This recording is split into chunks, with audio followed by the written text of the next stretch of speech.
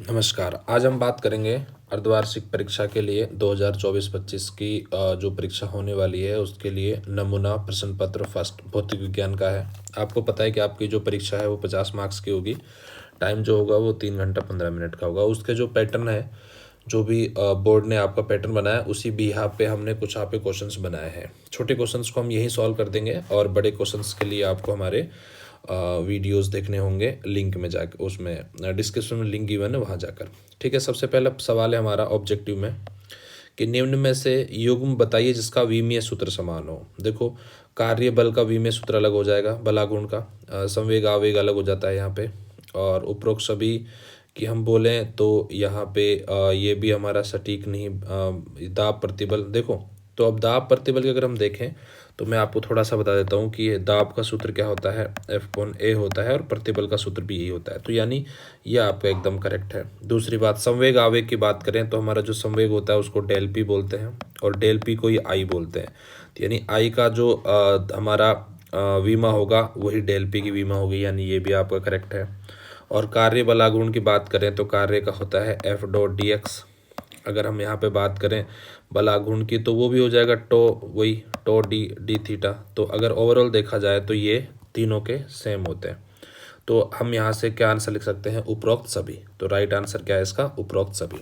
अगले सवाल को हम देखें कि u प्रारंभिक वेग है हमारा और a त्वरण से चलने वाले कण के द्वारा x में सेकंड में तय की गई दूरी।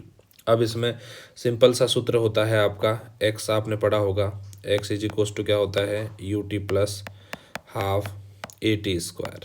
ठीक है, अब यहाँ पे अपन x का प्रॉपर यूज़ करके, एक तो x1 है, xn-1 है और दूसरा हम यहाँ पे ये तो xn का मान लो, तो xn मान लोगे तो आप यहाँ क्या मान लोगे, un1 माइनस मान लोगे और t1 वाला t मान लोगे, वहाँ पे t-1 कर दोगे अगर xn-1 करोगे तो।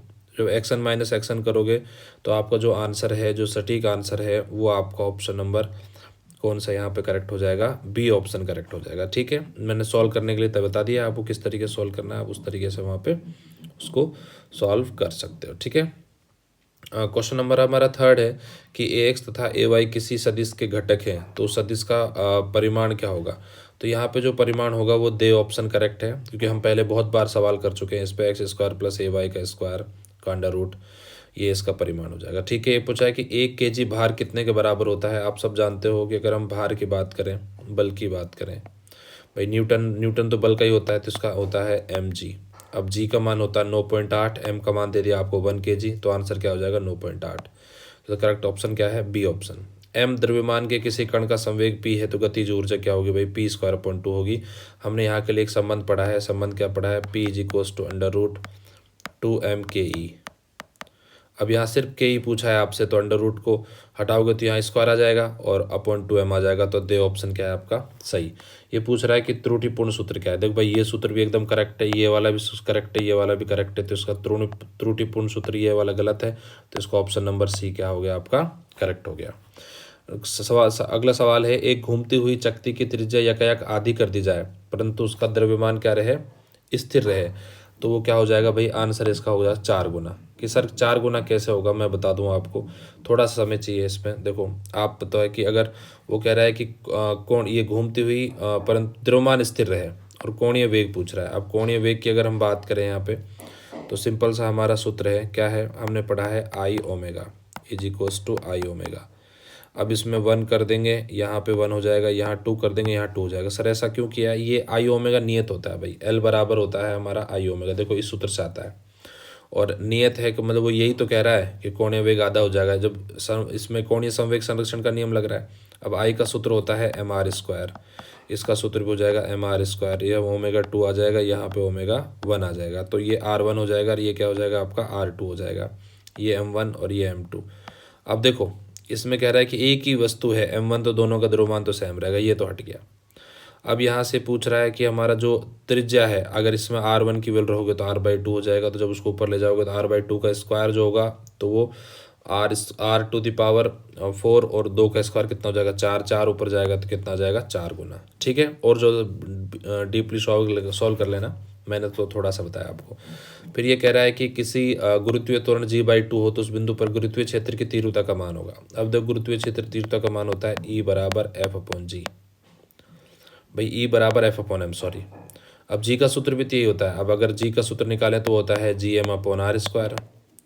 अब कह रहा है कि जी बाई टू कर दो, तो देखो जी जो होता है एक्चुअल में यही सूत्र जो होता है, अगर इस पे आप मान रहोगे तो ये भी इसका मान भी वही निकलेगा जो इसका मान निकला है। क्यों? क्योंकि एफ का मान रख दो, G M one M two upon R, वो अपॉन आर स्क्वायर, तो एक एम से एम कट जाएगा, ये भाई इस एम से वो एम कट जाएगा तो वहाँ पे निकलेगा तो यही मान।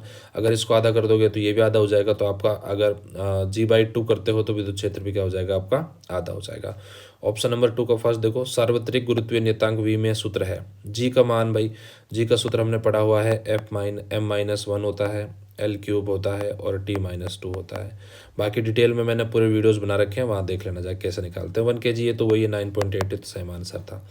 यदि किसी बल को किसी कण पर पूर्ण चक्र में बल द्वारा किया गया कार्य शून्य है, भाई कोई वस्तु अगर किसी वृत्ताकार पथ पर ऐसे घूमती है, ये वृत्ताकार पथ है आपका, अगर वो इस तरीके से घूमती है तो वो केंद्र की ओर एक बल लगाती है, उसको बोलते हैं अभिकेंद्रीय बल। तो इसका आंसर क्या हो जाएगा, अभिकेंद्रीय बल।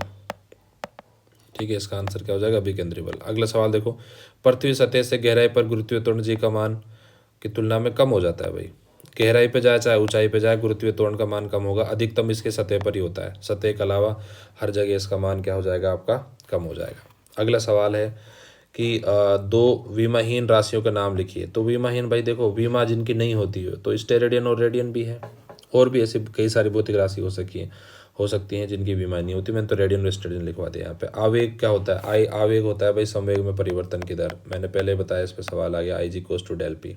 ठीक है, ये कह रहा है कि पिंडों की टक्कर व संघट किसे कहते हैं। संघट का मतलब होता है टक्कर, भाई कह सकते हैं कि दो पिंडों की अन्योन्य क्रिया करते हुए, या फिर दो पिंडों की अन्योन्य क्रिया होती है तो उसको बोलते हैं टक्कर। अन्योन्य क्रिया का मतलब एक दूसरे पर लगाने वाले बल, और ये टक्कर का मतलब ये होता है दोनों एक दूसरे पर अचानक से बल लगाते हैं। जड़त्व आघूर्ण का मान किन किन का, भाई जड़त्व आघूर्ण का सूत्र होता है आई बराबर एम आर स्क्वायर। क्या होता है, आई बराबर एम आर स्क्वायर। देखो दो द्रव्यमान पे भी निर्भर करेगा और आर पे निर्भर करेगा। स्मॉल जी संबंध देखो, स्मॉल जी और कैपिटल जी के मध्य अगर संबंध लिखें तो ये बेस्ट संबंध इसका भाई अपॉन आर स्क्वायर, इस पे अपन पहले भी सवाल कर चुके हैं। ठीक है, प्रत्यास्थता का हुक का नियम, भाई जो हमारी प्रतिबल होता है भाई वो विकृति के समानुपाती होता है। ठीक, क्रांतिक वेग किसे कहते हैं, क्रांतिक वह वेग होता है अगर कोई वस्तु किसी द्रव में गिर रही है तो वो पहले प्रारंभ उसका वेग बढ़ेगा, धीरे धीरे उसका वेग क्या हो जाएगा, नियत हो जाएगा।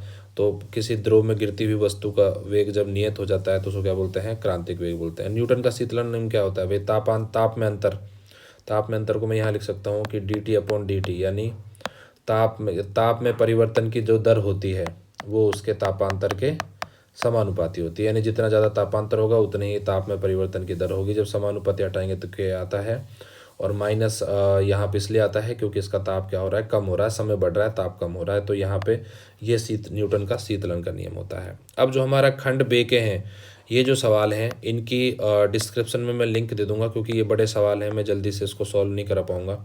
आप आराम से सवाल नोट्स कर लेना, और अगर आपको सवाल नहीं आते हैं क्योंकि डेरिवेशंस हैं तो इन सभी के वीडियोस मैंने बना रखे हैं चैनल पर, आप जाके थोड़ा सा प्लेलिस्ट में जाएंगे देखेंगे तो आपको सब मिल जाएंगे।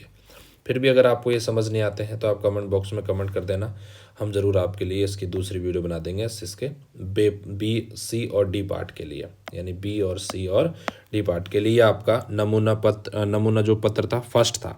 अभी एक और नमूना पत्र हम लगाएंगे, बताएंगे आपको। दोनों नमूना पत्र अगर आप पढ़ लेते हो तो 101% है आपके। 50 में से 40 मार्क्स तो कहीं नहीं जाने वाले, आराम से 40 मार्क्स आपको यहाँ पे अवेलेबल हो जाएंगे।